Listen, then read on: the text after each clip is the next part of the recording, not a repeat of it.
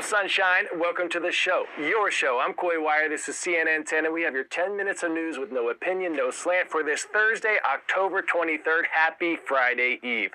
We begin with some big news regarding one of the most common and often most serious food allergies, peanuts.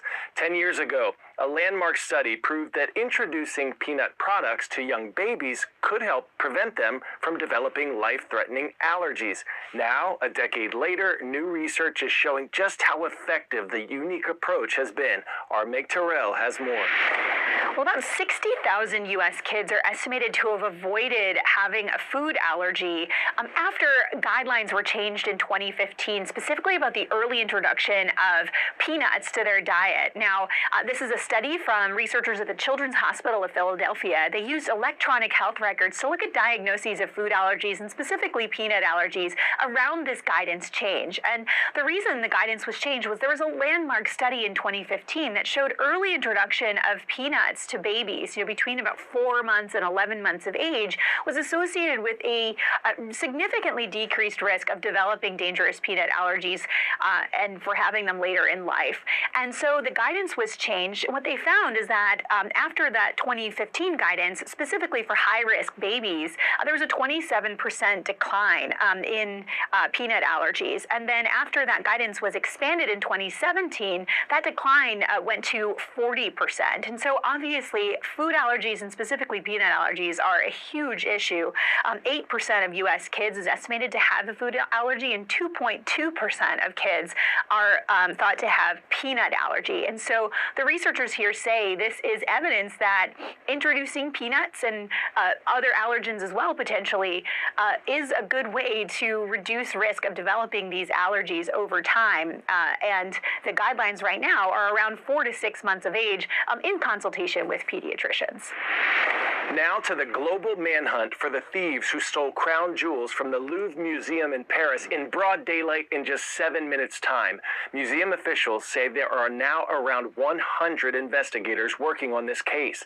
The Louvre's curator estimates the stolen jewelry is worth $102 million.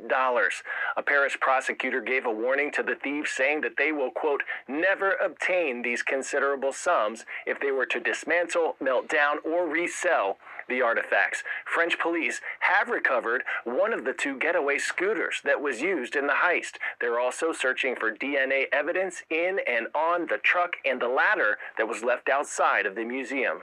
Space news now. As NASA races to return astronauts to the moon, it appears they may be rethinking their reliance on Elon Musk's SpaceX to do so.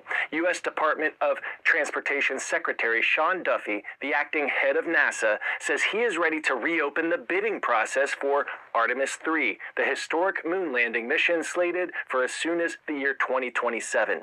SpaceX currently holds that contract, but Duffy says they are falling behind schedule in their bid to deliver the Starship, which will be used for the mission.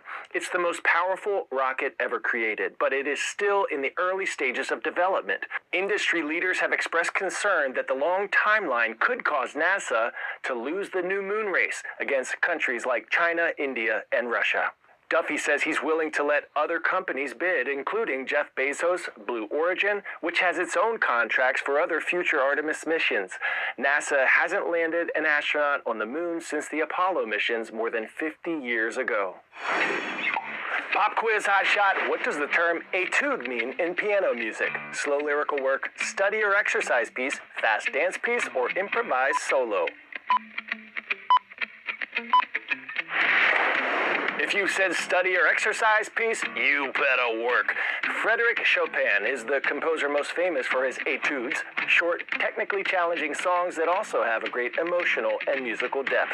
Have you ever heard of the Piano Olympics? They're formally known as the International Chopin Competition, taking place in Warsaw, Poland. They're held just once every 5 years, and competitors perform pieces by the iconic Polish composer Frédéric Chopin, who's become somewhat of a patron saint for emotional and beautiful classical music.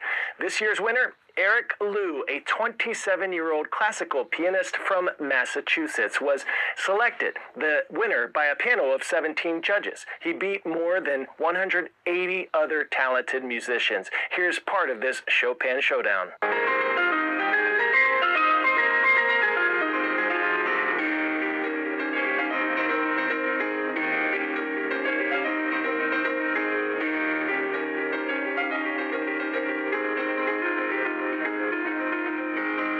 Whose prize? 60,000 euros, or about 69,000 US dollars, along with a gold medal. On this day in history, October 23rd, 2001, the Apple iPod was officially announced. For all of us old heads, when the iPod came out, it was epic. I was in love like music, falling like Alicia Keys, make like Nelly, and ride with me as I reminisce a little more. The iPod is now like an ancient ancestor of the iPhone. No calling, no texting, it was just music, like a high-tech tiny jukebox about the size of a deck of cards with a library of our favorite songs at our fingertips. You could store about 1,000 songs on it, and at the time, that was crazy like Casey and JoJo, because most people were still storing their music in stacks of CDs or cassette tapes. We tapped our CNN 10 vault so you can see how we reported on this at the peak of its popularity more than 20 years ago. To grab hold of the hottest selling consumer gadget on the planet, you must move fast. A polished, beautiful iPod is sold every 2 seconds. It's sleek, it's modern. It's small and it has a lot of music. Really easy to use. We have sold now over 10 million iPods. Yeah, hard to walk down any street now and not see white headphones coming out of people's ears.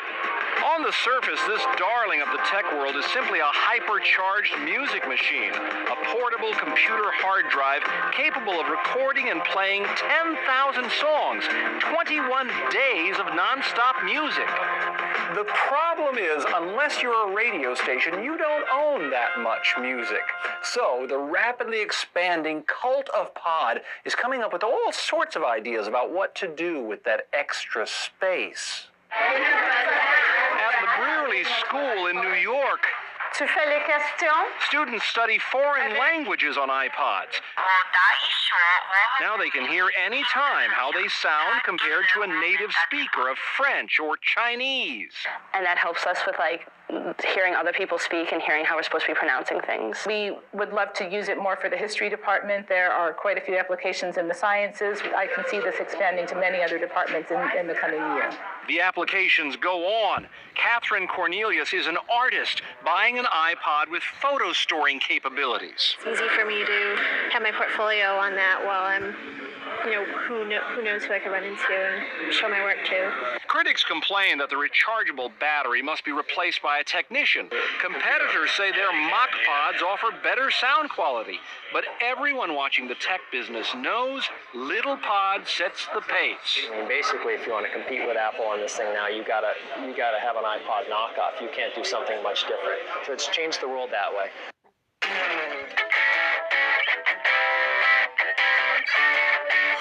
Today's story getting a 10 out of 10. Santos Vagos for life.